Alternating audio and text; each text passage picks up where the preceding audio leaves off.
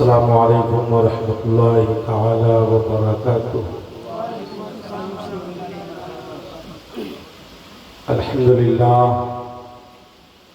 للہ رب العالمین والعاقبۃ للمتقین والصلاة والسلام علی رسولہ الکریم، اما بعد فاعوذ باللہ من الشیطان الرجیم، بسم اللہ الرحمن الرحیم۔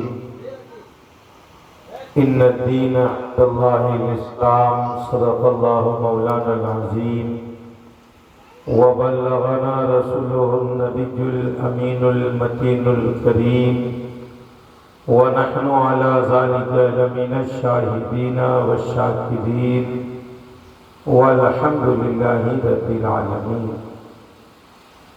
بڑے ہی ادب و احترام کے ساتھ آقائے نامدار، مدنی تاجدار، شہنشاہ مدینہ، راحت قلب و سینہ، سید عالم حضرت احمد مجتبی محمد مصطفیٰ روح فدا صلی اللہ علیہ وسلم کی مقدس بارگاہ میں درود پاک کا ہدیہ پیش کریں، بآواز بلند پڑھیں، اللہم صلی علی سیدنا و شفیعنا و مولانا محمد بارک وسلم، صلو علیہ صلاۃ و سلاما علیک یا رسول اللہ صلی اللہ تعالی علیہ وسلم۔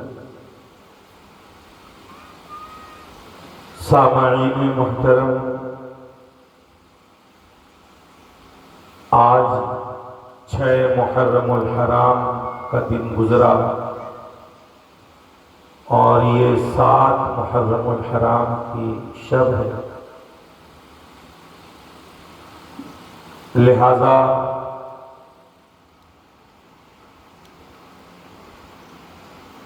بہت کم دن اب رہ گئے ہیں جو ایک تسلسل جاری ہوا ہے ذکر شہدائے کربلا کے حوالے سے۔ داستان کربلا میں اتنی وسعت ہے اور روایتوں میں اتنا اختلاف ہے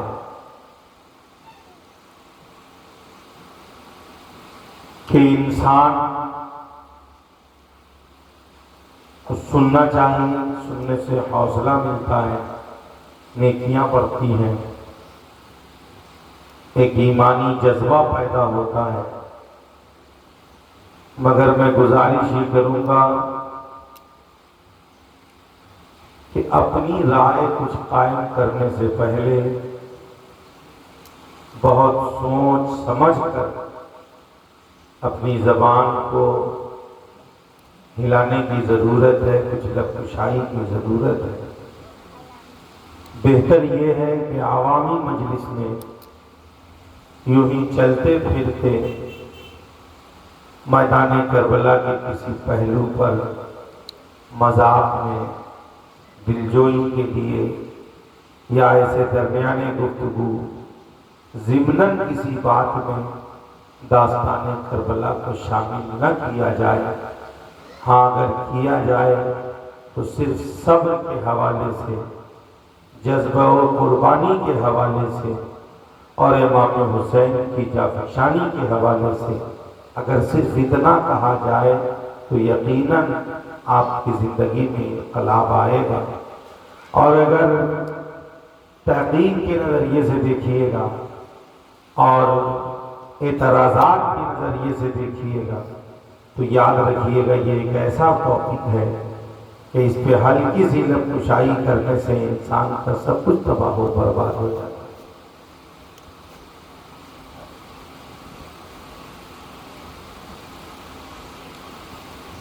حضرات محترم، اتنی وسعت ہے داستان کربلا میں کہ اگر انسان کے سامنے صرف 1-2 کتاب ہو تو اچھا خاصا آدمی گمراہ ہو جائے گا، سنک جائے گا ترنت 2 منٹ۔ اور یہ جانیے کہ اگر اللہ پاک کا فضل نہ ہو، مصطفیٰ جان رحمت کی عنایت نہ ہو اور امام حسین کی سچی محبت نہ ہو تو کربلا کو سمجھنا بھی بڑا مشکل ہے۔ پڑھ کے کوئی کربلا کو نہیں سمجھ سکتا، تاریخ کو سامنے رکھ کر کوئی کربلا کو نہیں سمجھ سکتا ہے۔ کربلا کو سمجھنے کے لیے امام حسین کی سچی محبت کی ضرورت ہے اور مصطفیٰ جان رحمت کی عنایت کی ضرورت ہے، اللہ پاک کے فضل کی ضرورت ہے۔ حضرات محترم ذہن کو حاضر کریں، میں آپ تمامی حضرات کے سامنے چند باتیں رکھوں، ذہن کو حاضر کریں آپ۔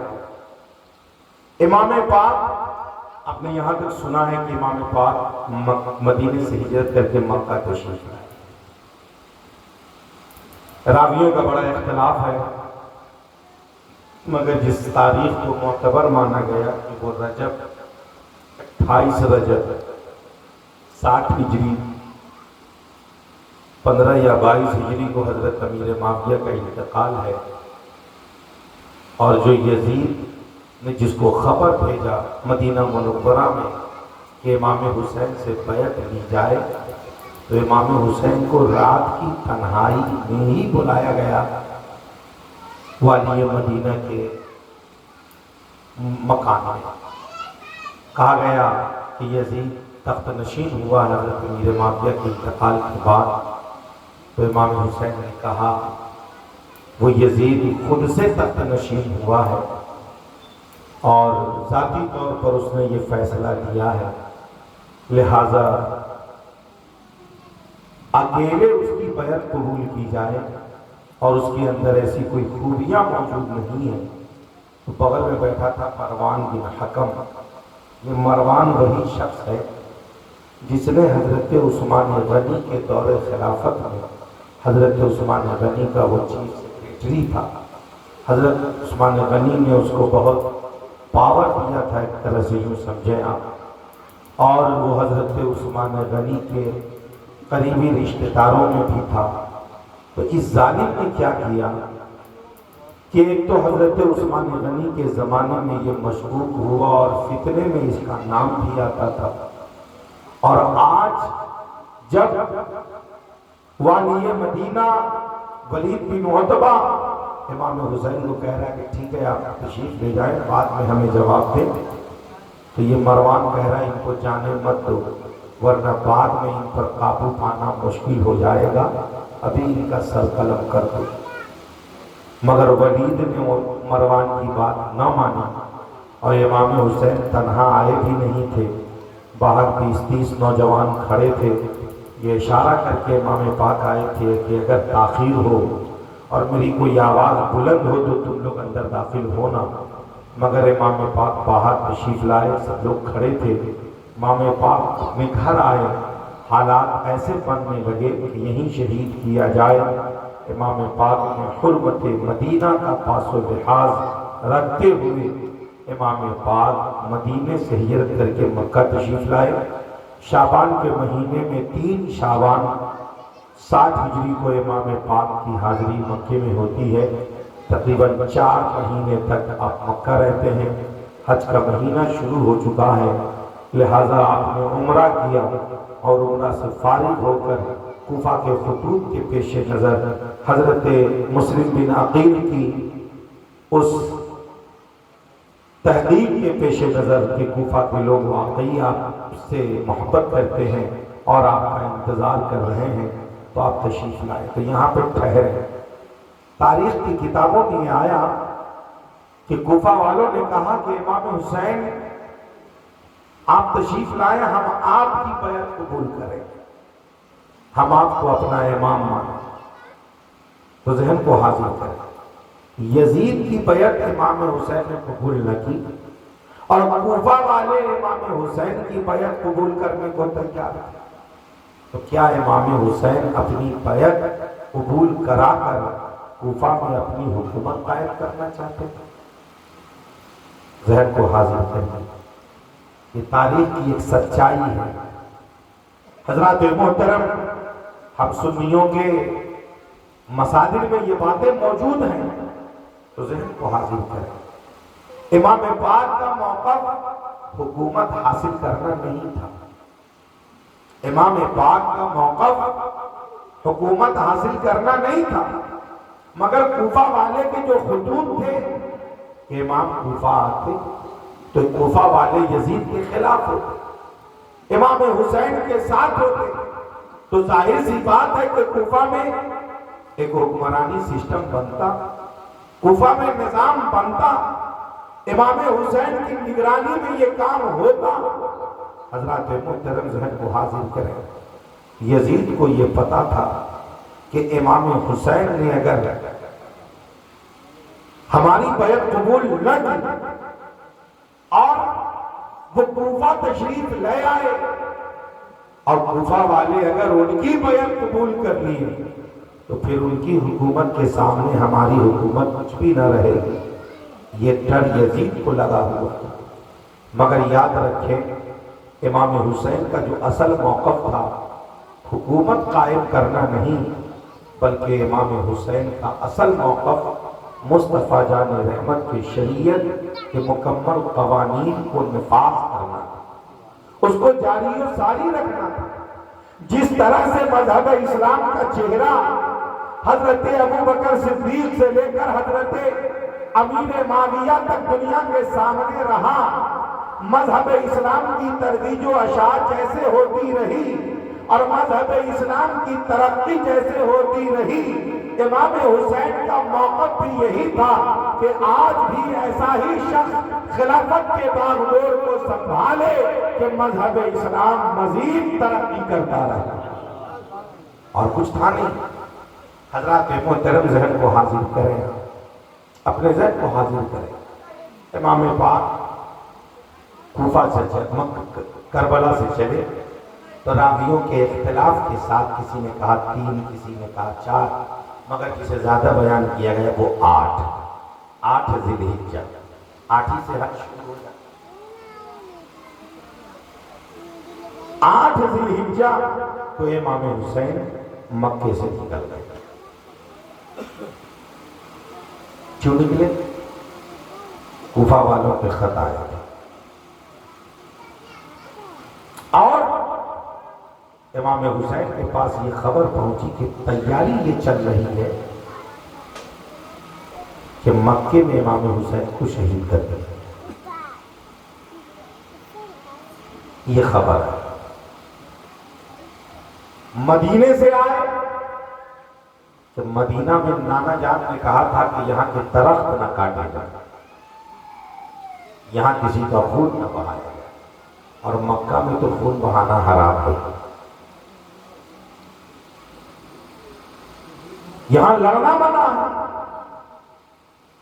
یہ حرم میں لڑنا منع ہے۔ امام پاک کو جو خبر آئی کہ یہی جنگ یہی شہید کیا جا سکتا ہے تو امام پاک حرمت مکہ کو بچانے، حرمت کعبہ کے لیے، عظمت کعبہ کو بچانے کے لیے اور حجاج کرام کے حج کو چین و سکون سے ہونے کے لیے، تاکہ آپسی میں کوئی انتشار، کوئی خلفشار نہ ہو، کیونکہ یہاں مسلمان ہی مسلمان ہوں گے، ہو نہ ہو بڑی تعداد امام حسین کے ساتھ کھڑی ہو جائے تو پھر یزیدی فوجی اور امام حسین کے دیوانوں کے درمیان بڑی جنگ ہو جائے، اور نہ یہ کام حضرت امام حسن پہلے چاہتے تھے کہ مسلمان آپس میں لڑے، اور نہ یہ بات امام حسین چاہتے تھے کہ ہماری وجہ سے مسلمانوں میں کوئی نہ اتفاق ہو۔ لہذا یاد رکھیے، کہنے والے یہ کہہ سکتے ہیں کہ حج کا مہینہ تھا، امام حسین حج کرتے، سارے لوگ امام حسین کے ساتھ، ٹھیک ہے، امام حسین حج کے لیے رک جاتے، آدمی وہاں حج کرنے آیا کہ لڑنے آیا؟ امام حسین اس حج کرنے والوں کو لڑانے پہ لگائیں، یہ نبی پاک کے نواسے کا کام تو ہو ہی نہیں سکتا۔ یہ امام حسین کا کام تو ہو ہی نہیں سکتا. یہ تو اہل بیت رسالت ہے، اپنی جان دے سکتے ہیں مگر نانا کے دین پہ حملہ نہیں ہونے دیں. حضرات محترم ذہن کو حاضر کریں. امام پاک نے مکہ کے چھوڑنے کا فیصلہ کر لیا. آپ روانہ ہوئے، راستے میں ہی روانہ ہوئے اگلے دن، یعنی 8 ذی الحجہ کو یہاں سے نکلے اور 9 ذی الحجہ کو کوفہ میں حضرت مسلم بن عقیل گرفتار کر دیا. بڑی بے دردی کے ساتھ انہیں شہید کر دیا گیا. کیوں؟ تو کوفہ کے سارے لوگ حضرت امام حسین کے ساتھ چٹان کی طرح کھڑے تھے. خط لکھنے والے میں بھی تھے، اور کوفہ حضرت علی کی راجدھانی تھی. امام حسین کا آنا جانا تھا. کوفہ کے بہت سارے لوگوں کو امام حسین جانتے تھے. خط لکھنے والوں میں بہت سارے ایسے لوگ تھے جن کے چہرے کو بھی جانتے تھے، نام کو بھی جانتے تھے. ان کے گھر پہ امام حسین کا قیام بھی ہو چکا تھا. بہت سارے لوگ تھے. مگر جیسے ہی ابن زیاد نے کوفہ کی گورنری کو سنبھالا تو اس نے حضرت امام مسلم کو شہید کر کے پورے کوفہ میں دہشت کا ماحول برپا کر دیا. اس نے گرفتاریاں شروع کر دی. جو اہل بیت کے محبت کرنے والے تھے ان کو گرفتار کر کر کے جیل میں ڈالنے کا کام شروع کر دیا. بہت سے لوگ جیل میں ڈالے گئے، بہت سے لوگ ڈر کے مارے اپنے گھر میں محفوظ ہو گئے. بہت سے لوگوں کو مارا بھی گیا. 3 حصے میں بڑھ گئے. ایک وہ جو جیل چلے گئے، ایک وہ جو خاموش ہو کے گھر میں چلے گئے، اور اس میں سے کچھ لوگ ڈر کر بک کر ابن زیاد کے سپورٹ میں آ گئے. کوفہ کی پوری آبادی 3 حصے میں بڑھ گئی. جیل میں کچھ لوگ گئے، کچھ لوگ خاموش ہو گئے، اپنے گھروں میں قید ہو گئے، اور کچھ لوگ ابن زیاد کے ڈر سے کہیں، دولت سے کہیں، جیسے کہیں، ابن زیاد کے فیور میں آ گئے. ذہن کو حاضر کر. امام پاک کو حضرت امام مسلم کی شہادت کی خبر ملی کب؟ جب آپ مکہ اور کوفہ کے درمیان میں سفر میں تھا. امام حسین کو خبر ملی. آپشن تھا امام حسین کے پاس کہ واپس چلا جائے. آپشن تھا کہ واپس چلا جائے. حضرت عقیل کے اور بیٹے حضرت امام حسین کے ساتھ تھے. حضرت مسلم کے اور دیگر بھائی امام حسین کے ساتھ تھے. سب نے کہا امام حسین کیا؟ امام پاک نے کہا نہیں، جو ہمارا سفر ہے وہ جاری رہے گا. بھائیوں کو لگا کہ ہمارے بھائی کی شہادت ہوئی ہے وہاں. جذبے کی حالت کیا رہی ہوگی یہ بیان سے باہر ہے. مگر امام پاک اگر لڑنے کی تیاری کرتے تو جیسے امام مسلم کی شہادت کی خبر ملی تو آپ اپنی تعداد کو بڑھاتے، عورتوں کی تعداد کو کم کرتے اور سپاہیوں کی تعداد کو بڑھاتے. مگر لڑنے کی تیاری یہ کر کیسے سکتے تھے؟ مہینہ تو حرمت والا چل رہا تھا. ایک طرف شریعت کی پاسداری بھی ہے اور دوسری طرف یزید جیسے ناہنچار خلیفے کے خلاف ایک ایسا میسج دینا ہے کہ یزید کا کارنامہ اسلامی کارنامہ نہیں ہو سکتا ہے، بلکہ اسلام کا جو کارنامہ ہے اور اسلامی جو سوچ اور اسلامی جو تہذیب ہے وہ یزید سے نہیں ہے، بلکہ وہ حضرت ابوبکر صدیق سے لے کر حضرت امیر معاویہ تک یہ جتنے خلفاء گزرے ہیں ان کے طریقے کو اسلامی طریقہ سمجھا جائے. یہ میسج بھی دینا. کل ملا کر عظمت اسلام کو بچانا اور کچھ نہیں تھا۔ ذہن کو حاضر کریں، امام پاک منزل پہ منزل سفر پہ ہیں، راستے میں آپ نے ایک شخص کو بھیجا بھی کوفے کی کچھ جانکاری لے کر وہ آئے، ان کو راستہ بتا دیا گیا کہ ہم جس راستے سے چل رہے ہیں اسی راستے پہ تمہیں واپس آنا۔ جو قاصد گیا اس کی بھی شہادت ہو گئی، وہ بھی شہید ہو گئے، ان کو بھی شہید کر دیا گیا۔ کوفہ کے حالات اور بگڑنے لگے، نتیجہ یہ نکلا کہ امام پاک اپنے قافلے کے ساتھ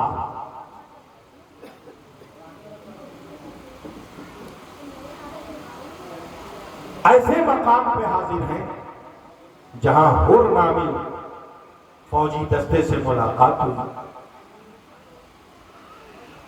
اسی کی نگرانی میں سفر جاری ہوا، اور جب یہ سفر جاری ہوا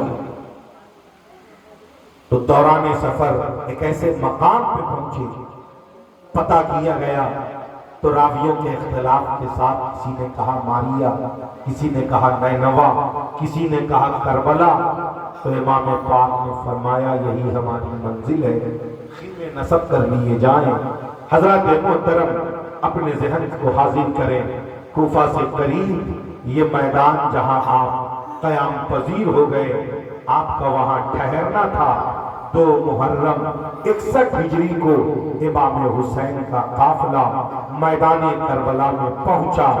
3 محرم 61 ہجری کو حضرت امام حسین کے قافلے کے قریب عمر بن سعد، جو حضرت سعد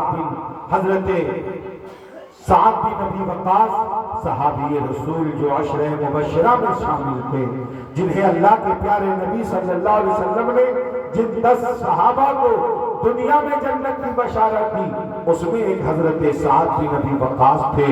انہی کا یہ بیٹا عمر بن سعد، جن کو رائے کی حکومت کی لالچ دی گئی تھی، اس زمانے کا وہ رائے شہر تھا، اور آج کا وہ شہر ایران شہر ہے۔ یعنی ایران کی حکمرانی کی لالچ دے کر اس کو یہ بہکایا گیا تھا کہ ایران کی گورنری تمہاری ہوگی، تم ایران کے گورنر ہو جاؤ گے اگر حضرت امام حسین پر سختی کرو گے، اور ان سے یزید کی بیعت اگر قبول کرا لیتے ہو، اگر وہ یزید کی بیعت قبول کر لیے تو بھی تمہیں ایران کی حکومت مل جائے گی، اور اگر وہ بیعت قبول نہ کیے تو ان کو مجبور کیا جائے، ان کو تحقیق کیا جائے، یا تو وہ یزید کو مان لے یا ان کو ختم کر دیا جائے۔ اگر تم امام حسین پر کڑائی کرنے کو تیار ہو گئے، سختی کرنے کو تیار ہو گئے، اور کربلا اگر فتح کر لیا تو تمہیں ایران کی حکومت دے دی جائے۔ یہاں پر سبحان اللہ بولنے کی ضرورت نہیں ہے، اللہ کی محترم حاضر کرے۔ نتیجہ کیا نکلا؟ راویوں کے اختلاف کے ساتھ ایک راوی نے کہا 3000 اور ایک روایت میں ہے 4000، مگر جو زیادہ بیان کیا گیا وہ 4000 فوجی دستے کے ساتھ امام حسین کے قافلے کے قریب عمر بن سعد کا قافلہ 3 محرم کو کربلا میں اترا۔ ایک روایت کے 4 محرم کو اترا، روایت دیگر 3 یا 4000 فوج کے ساتھ۔ گھر میں کتنے لوگ ہیں؟ 70 سے لے کے 100 تک۔ آپ کہیں گے پھر 72 کون ہے؟ تو راویوں کا بڑا اختلاف ہے اس میں، کسی نے کہا 72، کسی نے کہا 73، کسی نے کہا 79، کسی نے کہا 80، کسی نے کہا 82۔ یہ شہید ہونے والوں کی تعداد الگ ہے اور قافلے میں شامل ہونے والوں کی تعداد الگ ہے۔ حضرات محترم ذہن کو حاضر کریں، امام پاک کا جب قافلہ پہنچا تو تعداد 70 سے 100 کے درمیان ہے، اس میں مرد، بچے، عورت سب شامل، سب شامل۔ ذہن کو حاضر کریں، اگر 100 ہی لوگ فرض کر لیں آپ، یا 70 ہی سوچ لیں، تو 70 آدمی کے کنٹرول کے لیے 4000 یا 3000، تو 100 کو संभालने के लिए 3000 लोग आए। एक पर कितने लोग हुए?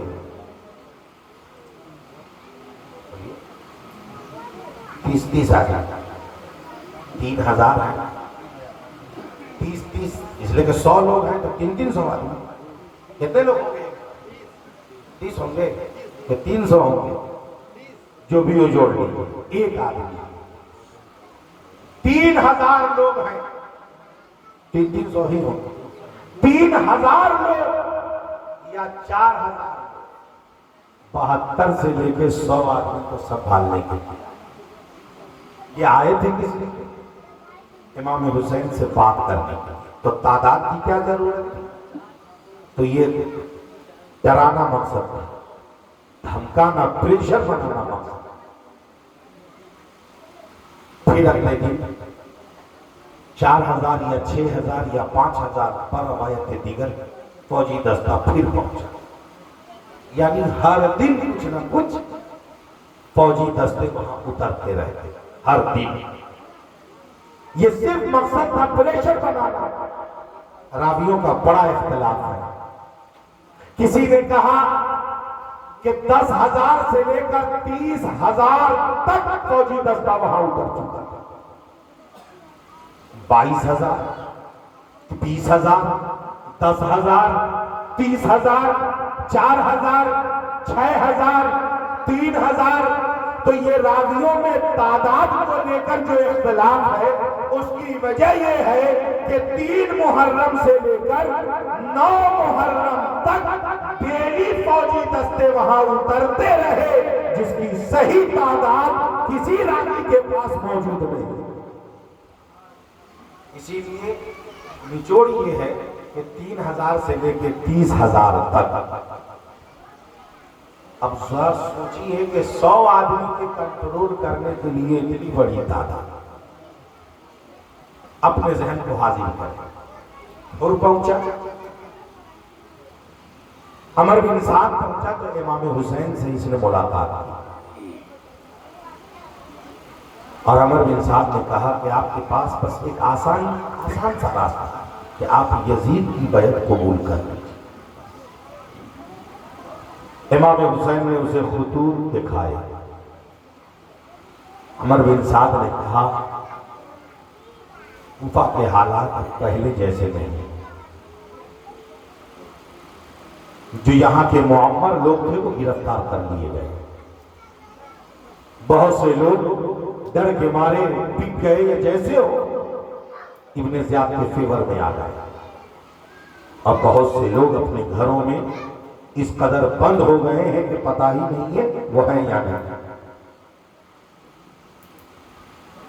कूफा वालों की यही कमी थी, यही कमी थी। जहन को हाजिर करें। अमर बिन साद से इमाम हुसैन ने कहा कि सुनो, मैं यहां लड़ने नहीं आया हूं, जंग करने नहीं आया।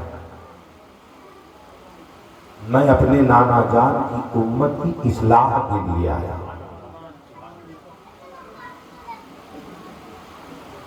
न तो मैं जुल्म के लिए आया हूं, न मैं किसी तकब्बुर में आया हूं, न मैं किसी सरकशी के लिए आया हूं, न मैं लड़ने के लिए आया हूं। मैं जो निकला हूं मदीने से सिर्फ नाना जान की उम्मत की इस्लाह के लिए निकला हूं। बस मेरा काम है इस्लाह उम्मत। जब इतना कहा इस्लाह के लिए आए हैं, इमाम हुसैन ने कहा तुम्हारे पास 3 रास्ता है, हमें छोड़ दो, मैं मदीना चला जाता हूं, या हमें मोहलत दे दो, मैं तुम्हारी सरहद के बाहर चला जाता हूं। जो यजीद की सरहद है, मैं उस सरहद के बाहर जाकर दीन पाक की तर्वीज व अशात में लग जाता हूं, और या हमें बनफ्से नफीस यजीद के पास जाने दो, मैं रूबरू यजीद से मिल लेता हूं। 3 रास्ता, या तो यजीद के पास जाना, या हमें सरहद के बाहर जाना, یا ہمیں مدینہ جانے دو۔ عرض یہ کرنا ہے، اس میں بعض لوگ یہ بھی کہتے ہیں کہ امام حسین نے یزید کے پاس جانے کے لیے نہیں کہا، وہ یزید کے پاس کیوں جاتا ہے؟ ذہن کو حاضر کریں، کیوں جاتے؟ جب وہ اصلاح کرنے ہی نکلے تھے تو یزید ہی کی اصلاح کرنے لگے۔ جب یزید کے بارے میں بول رہے تھے کہ یزید کے اندر وہ خوبیاں نہیں ہیں جو خلیفہ بنے، تو یہی بات یزید کو سامنے سے کہتے۔ وہ جاتے تو کیا کہنا تھا، وہ جاتا تھا۔ ذہن کو حاضر کریں، یہ بات عمر بن سعد نے یہ خبر ابن زیاد کے پاس بھیجی۔ ابن زیاد کے پاس جب یہ خبر پہنچی تو ابن زیاد نے اس پہ غور کرنا شروع کیا۔ عمر بن سعد نے نرمی اختیار کیا، کہا اللہ کے رسول کے نواسا ہے، جب یہ خود سے سرحد کے باہر جانا چاہتے تو جانے دو، یا یہ یزید کے پاس جانا چاہتے تو ان کو جانے دو۔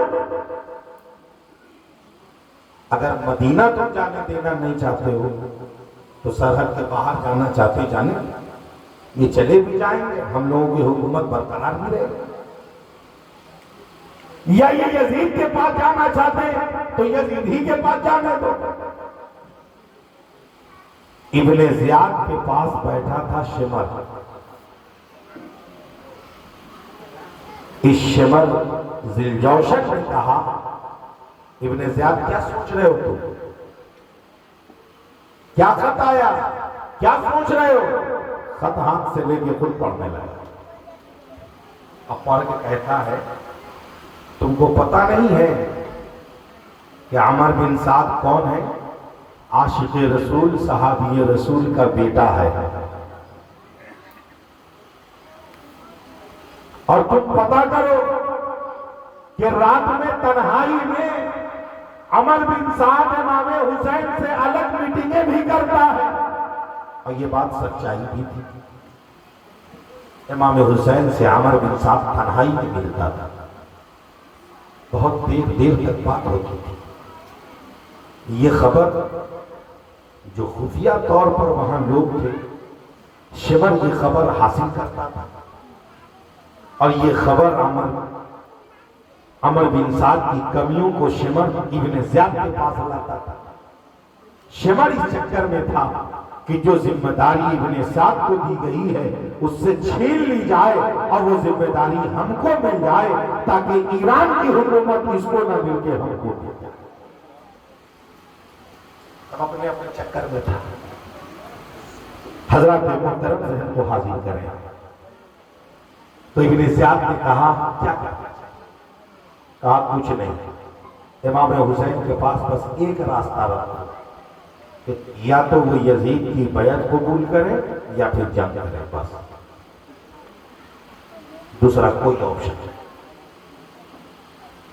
ابن زیاد نے خط لکھا اور شمر سے کہا تم جاؤ، اگر یہ کام کرنے کے لیے عمر بن سعد تیار ہو تو ٹھیک ہے، اگر وہ تیار نہ ہو تو اس سے یہ ذمہ داری تم لے لینا، اور رائے کی حکومت اس کو نہیں تم کو دی جائے۔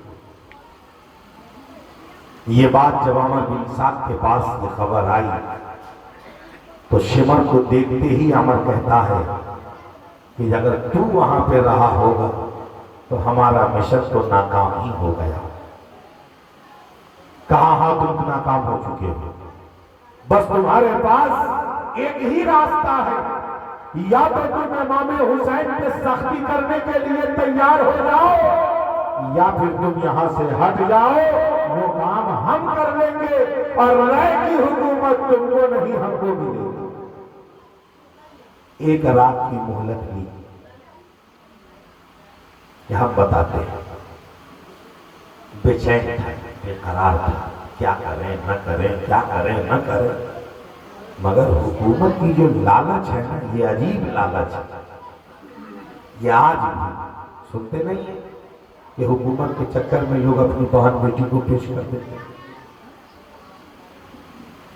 اپنے گھر کی خواتین کو سپرد کر دیتے، آج بھی سنتے آئے دن اخباروں میں اور نیوز چینلوں میں اس طرح کی باتیں سننے پڑھنے دیکھنے کو ملتی۔ یہ حکومت کا بخار عجیب بخار ہے، چڑھ چکا تھا عمر بن سعد کے اوپر، تو کہا بات رہی سختی کی تو ہم ضرور کریں گے۔ یہ کرتے کرتے 3 سے لے کر 6 محرم کی تاریخ ہو چکی، 3 دن گزر چکے، فوجی دستے کے آنے کا سلسلہ جاری تھا، امام حسین کے منانے کا سلسلہ جاری تھا کہ مان جائیں، اور اسی درمیان میں تقریباً 4 یا 5 کوفہ کے وہ لوگ جن لوگوں نے خط لکھا تھا وہ امام حسین کے پاس آ بھی گئے تھے۔ ایک حبیب بن مزاحم تھا، ایک مسلم بن اوسجہ تھے، ایک نافع تھے، ایک بریر تھے، ایک عابس تھے، یہ سب کوفہ کے معمر لوگ تھے۔ ان لوگوں نے بھی خط لکھا تھا امام حسین، مگر پہرا اتنا زوردار تھا کہ امام حسین جیسے ہی آئے اور یہ خبر کوفہ میں گئی کہ امام حسین کربلا آ چکے ہیں، تو جیسے جیسے فوجی دستہ آنے لگا تھا اسی میں چھپ چھپا کر کسی طرح سے یہ چاروں امام حسین کے پاس آ چکے تھے، الگ الگ تاریخ میں الگ الگ وقت، اور آ کر امام حسین کے سامنے ندامت کے آنسو گرا رہے تھے کہ ہم نے جو خط لکھا تھا تو حالات تو اس وقت کچھ اور تھے، آج کے حالات کچھ اور ہیں، مگر یہ خط لکھنے والے خبر سنانے نہیں آئے تھے بلکہ یہ تہیہ کر کے آئے تھے کہ امام حسین کو اگر قتل کیا جائے گا تو ان سے پہلے ہم ان کے نام میں شہید ہو جائیں گے۔ حضرات محترم، یہ حضرت حبیب بن مزاحم جو تھے، راویوں نے کہا کہ یہ صحابی رسول تھے۔ مسلم بن اوسجہ جو یہ تھے حضرت علی کے بڑے قریبی تھے، بڑے جانشار تھے، یہ خط لکھنے والوں میں تھے، اور انہوں نے آ کے کہا امام حسین سے کہ اور جو لوگ ہیں بہتوں کو قید کر دیا گیا، مختار بن عبید ثقفی جس نے بعد میں قتل کا بدلہ لینا شروع کیا، ابن زیاد نے اس کو بھی قید کر کے جیل میں ڈال دیا۔ حضرات محترم ذہن کو حاضر کریں، کوفہ کے ماحول کو اس طرح سے بدلا گیا تھا، اس طرح سے کہ باہر کے لوگوں کو شہید کیا جا رہا تھا اور کوفہ کے لوگوں کو خریدا، ڈرایا اور دھمکایا جا رہا تھا۔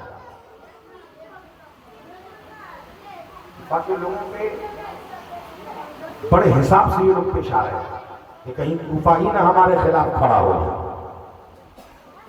کچھ کو خرید رہے ہیں، کچھ کو جیل میں ڈال رہے ہیں، کچھ کو دھمکا رہے ہیں، کچھ ایسے بھی چھپ جا رہے ہیں۔ ذہن کو حاضر کریں، امام حسین کے پاس یہ سب پہنچ رہے ہیں۔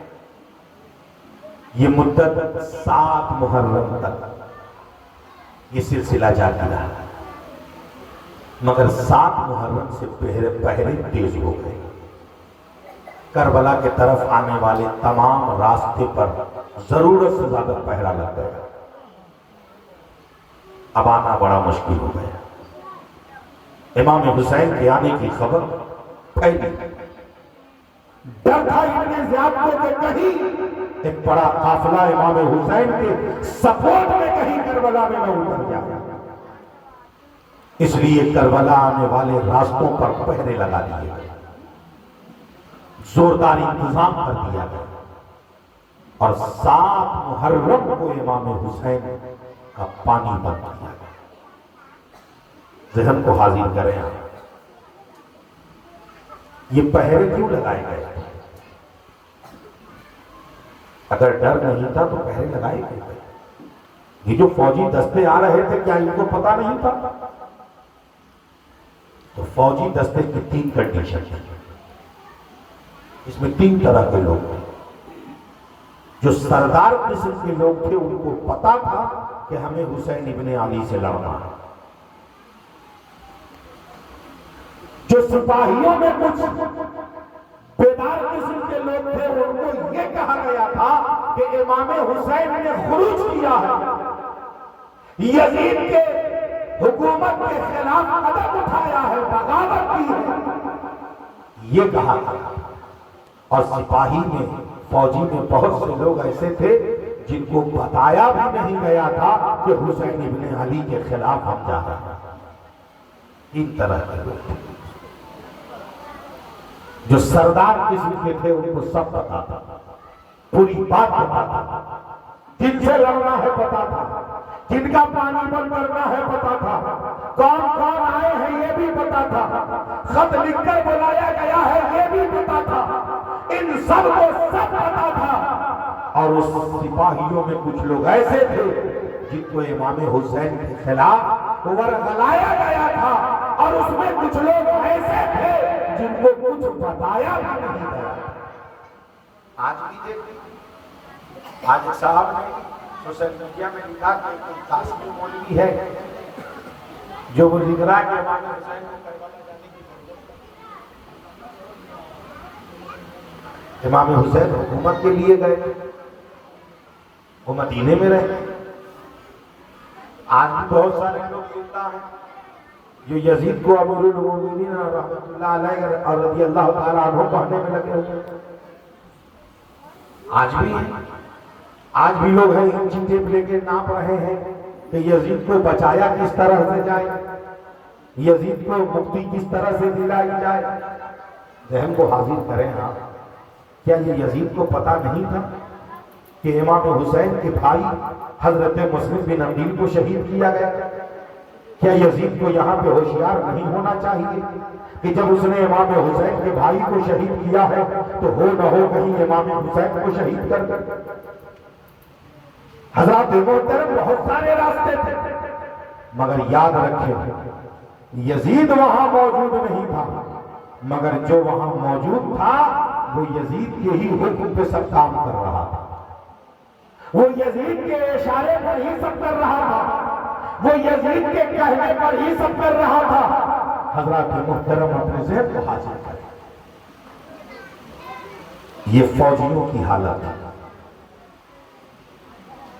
اسی لیے امام حسین بار بار، آپ پہلے بھی سنے ہیں اور آگے بھی سنیں، کہ فوجیوں سے کہتے تھے مجھ کو پہچانو میں کون ہوں،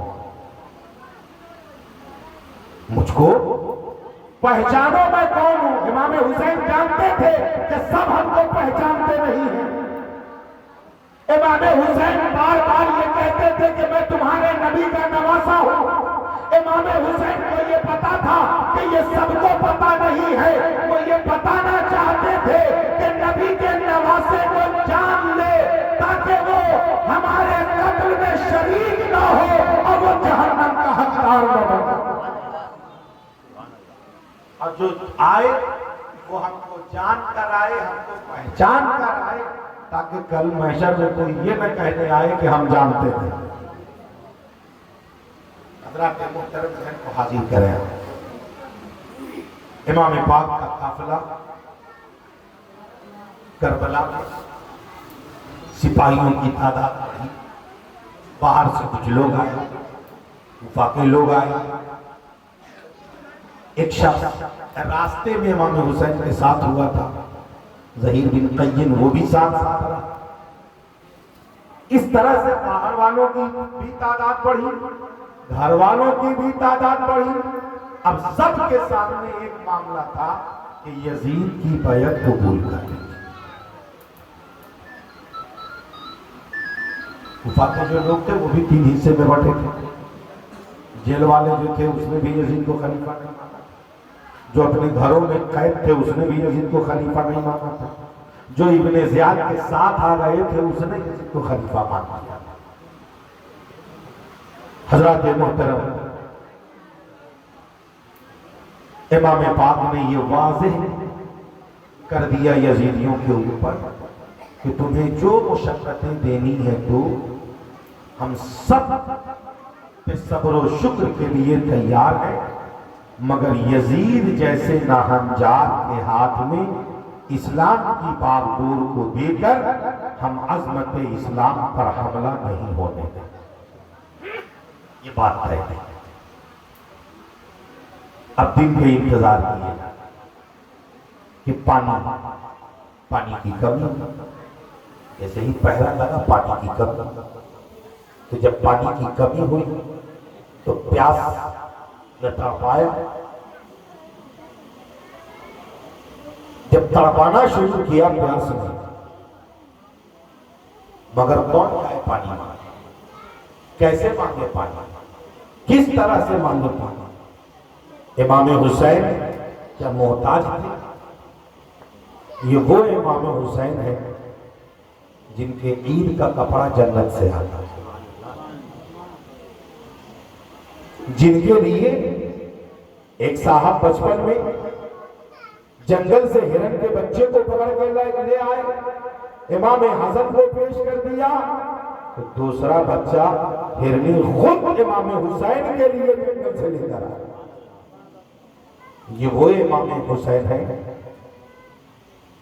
جن کے رونے پر نبی پاک پڑھ جاتے ہیں۔ اگر یہ چاہ لیتے تو میدان کربلا میں کیا تھا؟ بادل سے برس جاتا پانی، نہر فرات کا رخ بدل جاتا، طوفان آ جاتا، سیلاب آ جاتا، پانی پانی ہی ہو جاتا، مگر کربلا میں امام حسین پانی پینے نہیں بلکہ یزیدیوں کو پانی پلانے گئے۔ پانی پینے کہا تو آج سب کو پانی پانی کریں، کفر پانی پانی ہوگا، منافقت پانی پانی ہوگی، ظلم پانی پانی ہوگا، شریعت کے خلاف اٹھنے والی آوازیں پانی پانی ہو جائے گی۔ آج حضرات محترم نتیجہ کیا نکلتا ہے؟ یہ لوگ تھک آ رہے ہیں، کوششیں ناکام ہو، ہلنے کو تیار نہیں، امام پاک کو کوئی ہلا نہ سکا، لاکھ کوششیں کی گئی، 7 کا دن گزرا، اتفاق کہیے کہ پانی جب بند ہے تو دانا کھینے کا وہ بھی ختم، کھانا بھی ختم، پانی بھی ختم، بھوک و پیاس کی شدت شروع ہے۔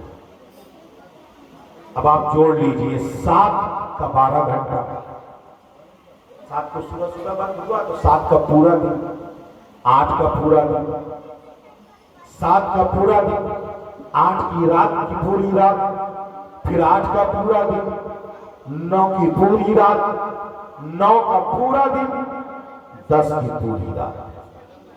ذرا جوڑیے کتنا ہو؟ 7 کا دن، 8 کا دن، 9 کا دن، یہ 36 گھنٹے یہ ہو گئے۔ اب ادھر آئیے، 8 کی رات، 9 کی رات، 10 کی رات، 36 گھنٹے یہ ہو گئے، 36 36 72 گھنٹے، 72 گھنٹے اور 10 کو تو کوئی فجر کے بعد سے ہوا نہیں، آرام سے سورج نکلنے کے بعد کا یہ منظر تھا۔ اگر صبح کا بھی وقت لے لے تو یہ کہہ سکتے تھے کہ 72 گھنٹے کے بھوکے اور پیاسے 72 تھے۔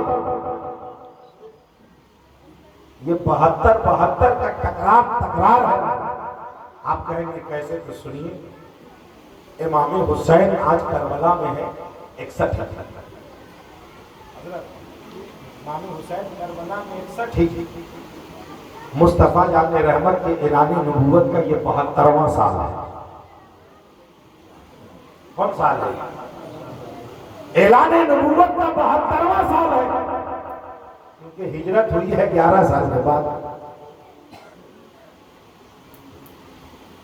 اعلان نبوت یہ 72واں سال ہے، ذہن کو حاضر کریں۔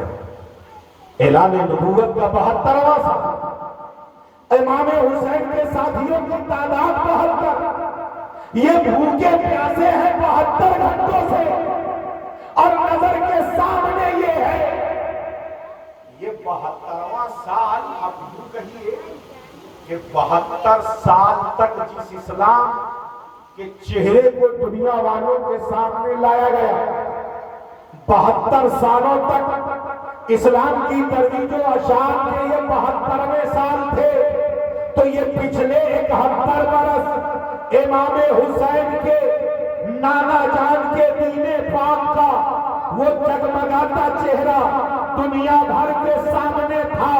اگر امام حسین میدان کربلا سے یزید کے خلاف آواز بلند نہ کیے ہوتے تو لوگ یہ سمجھتا کہ جو یزید کا کارنامہ ہے وہ اسلامی کارنامہ ہے، جو یزید کی سوچ ہے وہ اسلامی سوچ ہے، جو یزید کی فکر ہے وہ اسلامی فکر ہے۔ امام حسین کے اس فیصلے نے یہ بات واضح کر دیا کہ یزید کی سوچ غلط تھی، اسلام کا نظریہ وہی تھا جو حسین پاک کا نظریہ تھا۔ حضرات محترم، اب یہ کرنا ہے، اسی لیے کہتے ہیں کہ اگر آج کوئی مولانا غلط کرے تو آپ پورے مولانا کو برا بھلا مت کہیے، اگر آج کوئی مسلمان غلط کرے تو آپ پورے مسلمان کو غلط مت کہیے۔ اسی لیے کہا جاتا ہے جب ذمہ داری بڑی ملے تو انسان کو ذمہ داری کے طور پہ رہنا چاہیے۔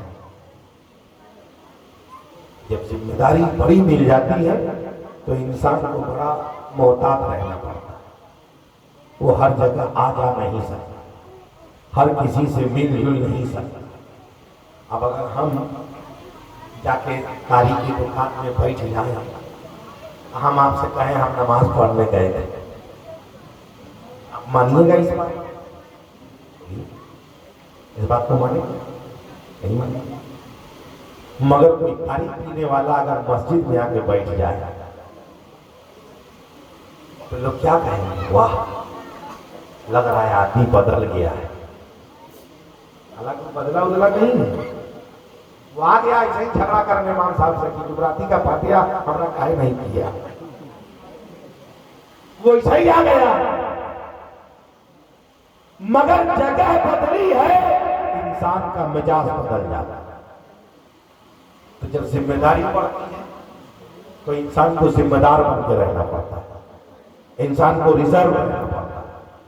اپنے پیچھے جو لوگ ان سے ماننے جاننے والے، جو ملنے جلنے والے، چاہنے والے، سب کی عزت اس کے ہاتھ میں ہوتی ہے، سب کا وقار اس کے ہاتھ میں ہوتا ہے۔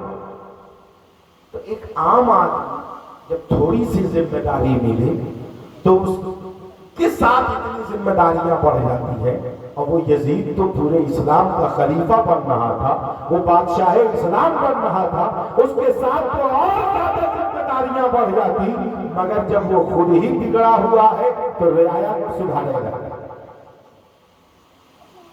اب ظاہر سی بات ہے کہ اس دور میں سب سے معتبر ذات ہے کون؟ امام حسین سے بڑھ کر کون؟ امام حسین کے مقابلے میں کوئی نہیں۔ تو ظاہر سی بات ہے جو سب سے معتبر ہے اسی کی سب سے زیادہ ذمہ داری ہے، جو سب سے معتبر ہے اسی کی سب سے زیادہ ذمہ داری ہے۔ اور امام حسین نے یہی کیا کہ جب رتبہ بلند ہے تو کارنامہ بھی حسین پاک میں بلند و بالا کرتا۔ حضرات محترم، اور نانا جان کے دین متین کی حفاظت فرمائی، درود پاک پڑھ لیجئے، اللہم صلی علی سیدنا و شفیعنا و مولانا محمد بارک وسلم، صلو علیہ صلاۃ و سلام علیک یا رسول اللہ صلی اللہ تعالی علیہ وسلم۔ ہم نے اس بات کو آگے اس لیے پڑھایا ہے، ساتھ ہی کو ہم 9 کی بات اس لیے کر دیے ہیں کہ اصل مقصد ہمارا یہ ہے کہ ہم 10 تک بعد کی بھی کچھ باتیں آپ تک بیان کی جا سکیں۔ اسی بات کے پیش نظر آج حالانکہ تاریخ 7 کی رات تھی، یہ کل بیان کرنا تھا، مگر بیان کرتے کرتے 10 تک 10 ہی کا بیان ہوتا ہے، معاملہ ختم ہو جاتا ہے۔ تو اس لیے ہم نے یہاں تک آج آئے ہیں، ہم آپ کو اس لیے یہاں تک لائے آج، تو عرض یہ کرنا ہے کہ میدان کربلا کو سن رہے ہیں آپ، داستان کربلا سن رہے ہیں آپ، اگر آپ کو کہیں پہ کچھ شک و شبہات ہوں، سمجھنے میں کچھ دقت درپیش آئے، تو آپ ہم سے ملیے گا، ہم سے پھر کریے گا۔ اگر 10-5 لوگ مل کر کسی بات کو سمجھنا چاہیں تو کہیے، تو پھر تقریبی اس کو ریپیٹ سمجھایا جائے، مگر یاد رکھیے گا کربلا والوں کے حوالے سے ادنا سی کوئی ادھر ادھر کی بات اپنے ذہن میں آنے دیں۔ بار بار یہ نہ سوچئے گا کہ امام حسین 72 ہی کربلا کیوں آئے، اتنے صحابی زندہ تھے، وہ لوگ کیوں نہیں آئے؟ ہم نے پہلے کہا ہے کہ وہ لوگ رخصت پر تھے، شریعت کی اصطلاح موجود ہے، رخصت کا دروازہ کھلا ہے، وہ نہ آئے تو بھی وہ گنہگار نہ ہوئے، اور امام حسین آئے تو یہ زیادہ ثواب کے حقدار ہو۔ سب کی اپنی اپنی ذمہ داری۔ آج پورا گاؤں ذکر شہادت سننے آیا ہے، بولیے آیا؟ پورا گاؤں مسجد میں نماز پڑھنے آتا ہے؟ نہیں آیا۔ تو عرض یہ کرنا ہے، تو کیا جو نہیں آیا وہ سب برباد آدمی ہے؟ استغفراللہ، نہیں، ہم مسلمان ہیں، ہم برباد کسی کو کہہ نہیں سکتے۔ تو ذرا سوچئے کہ آج جب ہر آدمی سننے نہیں آ پا رہا ہے، تو کل تو وہاں لڑنے اور مرنے کی بات تھی، بہت ساری مجبوریاں رہی ہوں گی، بہت ساری دقتیں رہی ہوں گی۔ آج تھوڑا سا پڑھا لگ جاتا ہے تو لوگ شہر نہیں جا پاتے، اور وہاں تو 72 آدمی کے لیے 10,000 سے لے کے 30,000 تک لوگ اکٹھا کھڑے ہوئے تھے، آدمی سے زیادہ آدمی تھا۔ حضرات محترم، عرض یہ کرنا ہے کہ میدان کربلا سے یہ سبق ملتا ہے کہ حقانیت کو بلند کرنے کے لیے تعداد کی ضرورت نہیں، جذبے کی ضرورت ہے۔